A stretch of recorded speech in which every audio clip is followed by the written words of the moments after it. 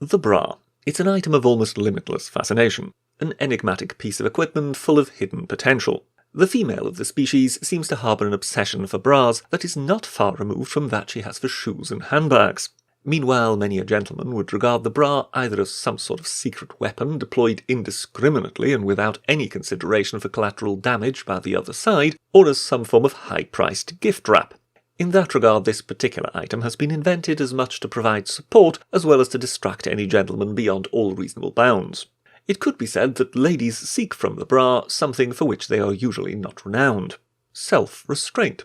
In that regard, the bra represents an engineering achievement comparable to the Manhattan Project or the moon landing, harnessing the very forces of nature. High-tech suspension designed to de-wibble the world's most notorious wobble, bringing order to chaos, whilst further emphasizing the bulbous nature of the matter at hand. Let us then examine some of the secrets of the bra. Its origins are fairly humble. The ancients, not having access to sophisticated technology, made do with a band tightly wrapped around the chest.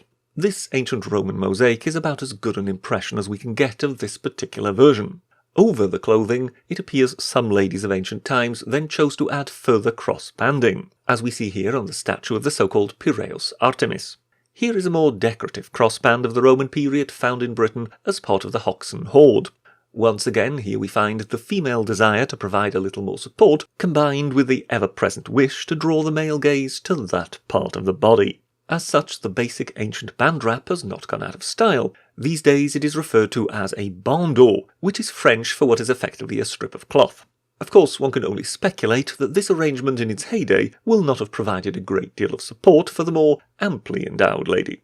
But mainly these days, the bandeau, or any other form of strapless bra for that matter, is largely associated with the simple impossibility of it ever staying in place. Any lady wearing one will find herself endlessly having to heave it back up, while vowing never to make the same mistake again, only to forget about that a few weeks later. For humanity to move beyond the bandeau, technology needed still to develop considerably. It was around the Renaissance that corsetry was introduced.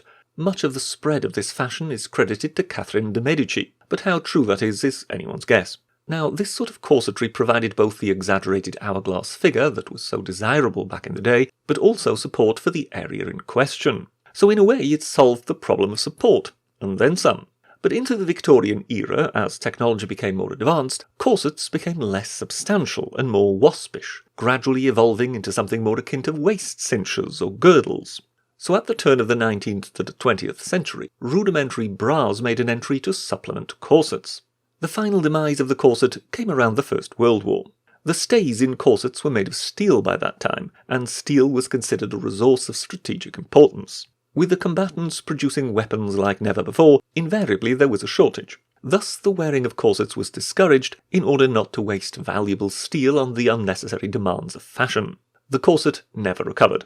However, the downfall of the corset brought back the old problem: how to provide support. Now the full gamut of mankind's bra genius was unleashed on the world. With Western engineering and plenty of new materials to depend on, great steps were possible. And very technical it all was indeed. Just look at all these technical drawings. One cannot help but wonder how many gentlemen with engineering expertise were involved in the gradual improvement of this vital product, and just how much they may have enjoyed the research and development stage of it. Heroes all to every man out there. Now for some types of bra. Indeed, there are various categories, if you will.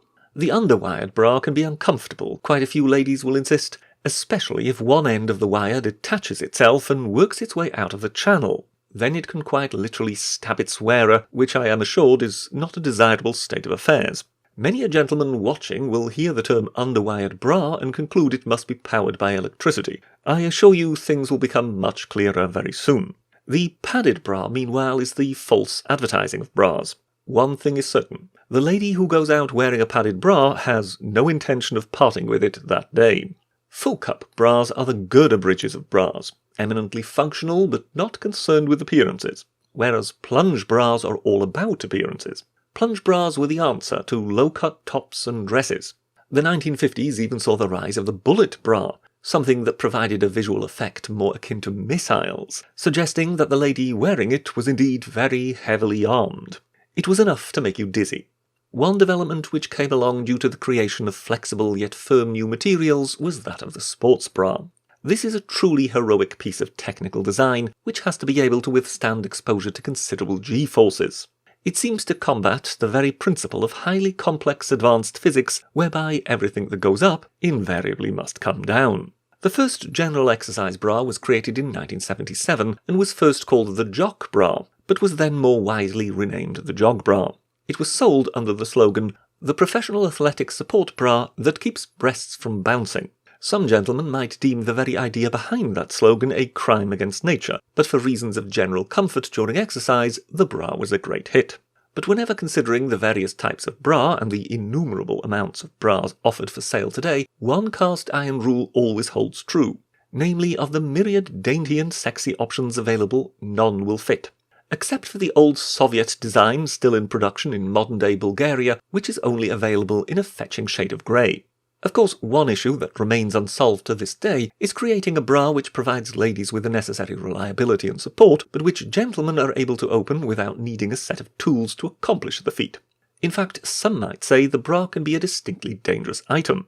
There is the case of the 27-year-old man who so fumbled his attempt at opening a lady's bra, he needed to attend hospital for a badly injured finger. More precisely, he suffered a forced ulnar abduction rotary injury to the interphalangeal joint, which in English means fracture to a finger bone and ligament damage. But that's only the male of the species. Women can be placed in mortal peril by the very bra they're wearing. Or so we are to believe if we trust the media telling us of cases where women were struck by lightning attracted by the wiring in their bras. That's if we ignore the curious case of the Chinese lady struck by lightning, who supposedly was saved by the wiring in her bra deflecting the lethal charge around her vital organs. Then, of course, there are the sizes, which, to befuddle man even more, are expressed in some bizarre alphabetic code. Generally, this brief, albeit very basic guide may be of some help.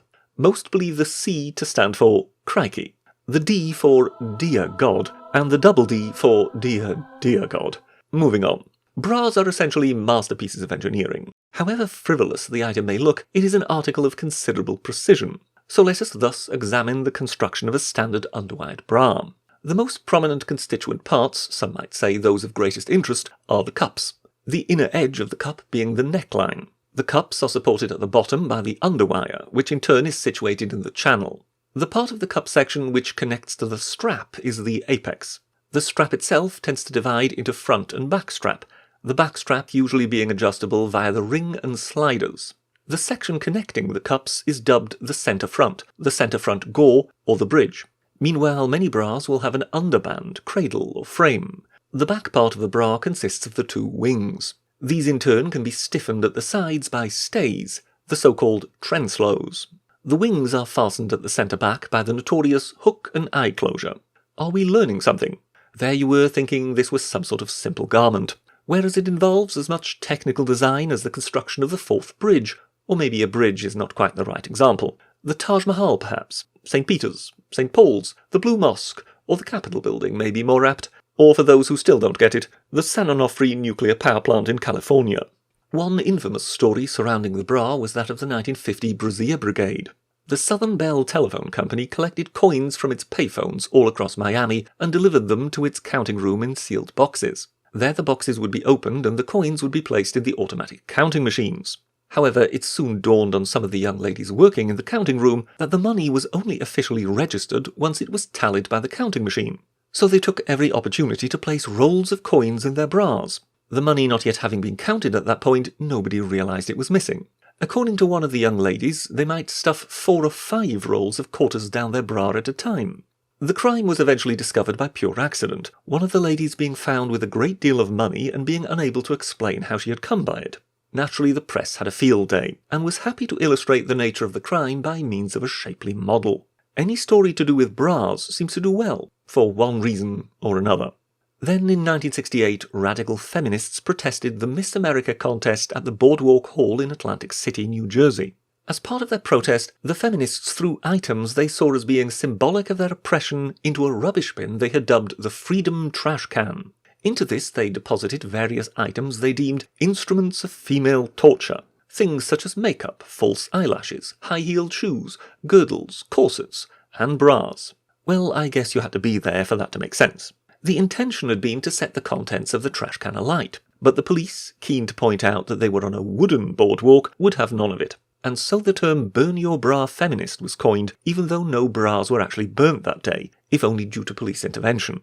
No examination of the subject of a bra would be complete without mention of the wonder bra phenomenon. That model of bra itself was actually created in 1961 and deemed the Model 1300 Plunge Push-Up Bra. This name may have been satisfactory to the company accountant, but soon enough some creative advertising whiz kids had dubbed it the Wonder Bra. It plodded along for decades without causing much of a stir, but then in 1994 Eva Herzigova happened. The eye-catching poster campaign of the supermodel looking down at her cleavage, accompanied by the slogan "Hello boys," became a marketing sensation all across the UK. Many a tale circulated of roadside posters distracting male drivers so much they caused accidents. Whether this actually ever happened is another matter, but a marketing legend was born, vast numbers of wonder bras were sold, and the lingerie industry didn't know it had hit it. This, ladies and gentlemen, brings us to the end of this vitally important examination. I hope bras now hold few secrets to any of you. I shall end on the news that will no doubt pose new challenges for the bra industry and may delight many a gentleman no end. The matter at hand is getting bigger. That is all from the Sapper Pass for now. Thank you very much, and goodbye.